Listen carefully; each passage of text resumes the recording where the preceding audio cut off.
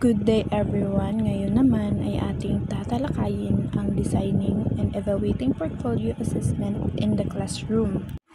But before that, ito ang aming intended learning outcomes. At the end of the discussion, the students are expected to define what portfolio assessment and explain its purpose in classroom evaluation, identify the steps in developing a portfolio assessment, including determining purpose, structure, organization, reflection, scoring, and communication of results. Describe the roles of both teacher and student in evaluating portfolios. Analyze how student reflection and teacher feedback contribute to effective learning through portfolio assessment. Develop a sample plan or criteria for evaluating a student's portfolio. At ngayon naman ay tutungo tayo sa steps for developing portfolio assessment. Number 1, the design and use portfolio begins with a clear description of your purpose and focus. The questions, why do I want portfolio, and what learning targets and curriculum goals will it serve? Sharpen the focus or identifying the purpose and focus of portfolio. With this, you can clearly identify why you want your students create a portfolio. The design and use of portfolio always begin with a clear purpose. Sinasabi dito na kapag ang teacher ay magpapagawa ng portfolio, kailangan may klarong purpose siya kung bakit kailangan niyang ipagawa ito sa estudyante. And we ask ourselves two important questions. Why do I want portfolio? What learning targets? By answering the questions, mas maunawaan ng guro at estudyante kung para saan nga ba ang portfolio. Para ba ito sa learning progress, evaluation, or showcasing achievements?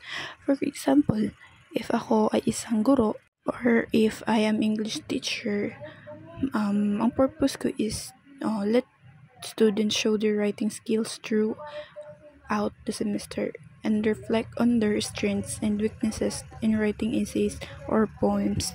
So, ang focus ko could be on demonstrating growth in writing and self-reflection. At ngayon, dadako naman tayo sa number 2, identify the physical structure. Once the purpose and targets have been clarified, we need to think of the physical structure of the portfolio. Some practical questions affect the successful use of portfolio in your classroom.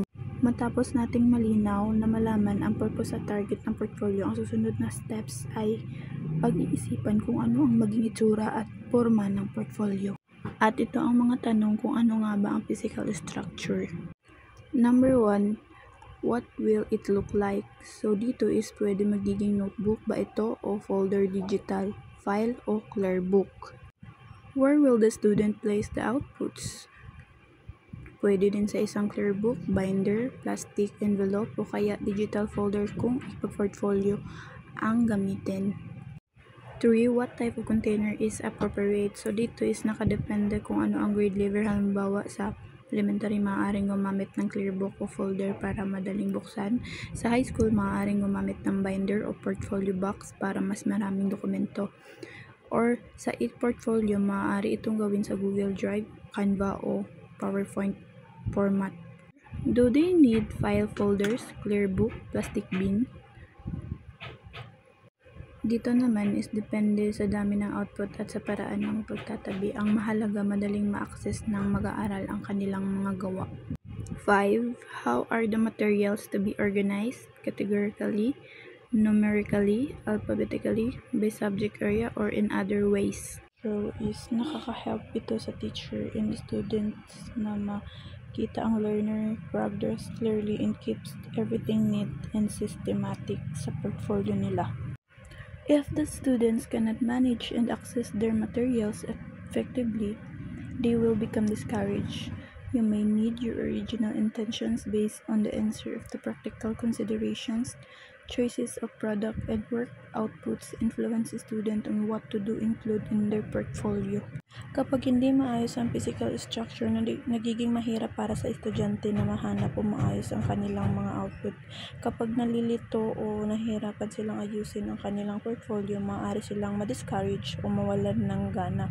Kaya mahalaga na simple, malinaw at organisado ang struktura upang mas naging madali at makabuluhan ang paggamit ng portfolio. Kapag ang guro ay ginaguide niya ang estudyante sa physical structure, nagiging mas organized at maganda pakikinabang ang portfolio para sa pagkatuto ng mga estudyante.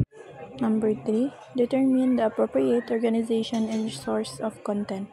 The content of portfolio consists of entries, student products, and activity records, which provide assessment information about the content and process identified and the dimensions to be assessed.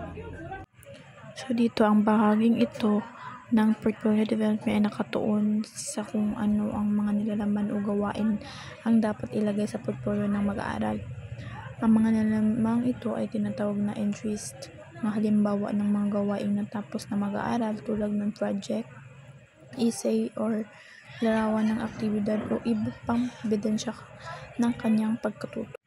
So dito is mahalagang piliin at ayusin ng maayos ang mga entry ayon sa purpose ng portfolio. Halimbawa, kung ang purpose ay masukat ang pag-improve, dapat isama ang mga gawa mula sa simula hanggang sa pinakawakas upang makita ang pagbabago ng pag-improve ng estudyante.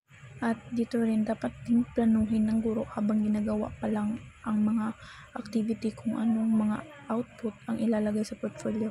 Sa ganitong paraan, siguradong konektado ang bawat gawain sa mga purpose ng pagtuturo at pagtataya. So ito naman yung mga example of artifacts for portfolios by subject areas. Halimbawa sa language arts, makikita natin ang example of artifacts.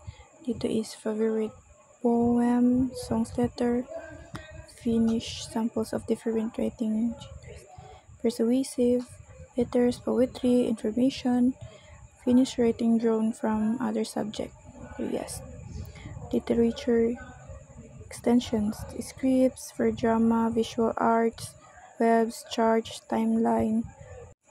And sa mathematics naman, nandito yung solution to open-ended question, graphs, histograms, geometric shapes, example of perimeter areas, Rubik space. Halimbawa naman sa science is prediction based on prior experience, data tables, concept maps, drawings. Sa social studies naman is ang presentation of view society, written description, different cultures and institution, discussion of equality, justice, democracy, freedom, rights, and other large social concepts, drawing of artifacts.